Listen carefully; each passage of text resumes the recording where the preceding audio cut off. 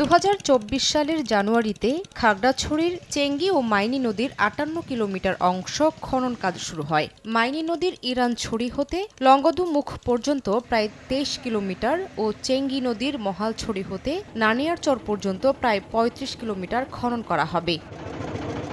খননের কারণে নদীর নাব্য বাড়ার পাশাপাশি পলি মাটি দিয়ে নিচু জমি ভরাট করছেন স্থানীয়রা। প্রকল্পের কাজ শেষ হলে বন্যার প্রবণতা কমে আসবে বলে মনে করেন এলাকাবাসী। পাশাপাশি পলি মাটি দিয়ে ভরাট করায় অনাবাদি জমিগুলো চাষাবাদের উপযোগী হওয়ার আশা তাদের। ভরাট হয়ে গিয়েছিল, এখন ব্যাপার হলো যে এই কারণে আমাদের এলাকা সবসময়ের জন্য প্লাবিত হতো। নদীটা কাটার কারণে প্রত্যেক বছর এখন হয়তো সম্ভবত পানি আর উঠবে না, এই জন্য আমরা অনেক উপকৃত হব। তবে নদীতে জমে থাকা পাথর ও কাঠের কারণে খনন কাজ ব্যাহত হচ্ছে বলে জানায় ঠিকাদারি প্রতিষ্ঠান।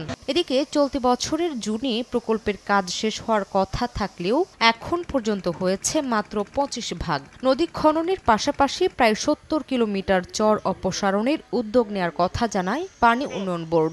ইতিমধ্যে বাস্তবায়িত ড্রেজিং কাজের ফলে নদী তার নাব্যতা ফিরে পেয়েছে এবং কৃষকেরা সেচের সুবিধা পাচ্ছেন এবং শুষ্ক মৌসুমেও নৌ চলাচল স্বাভাবিক থাকবে।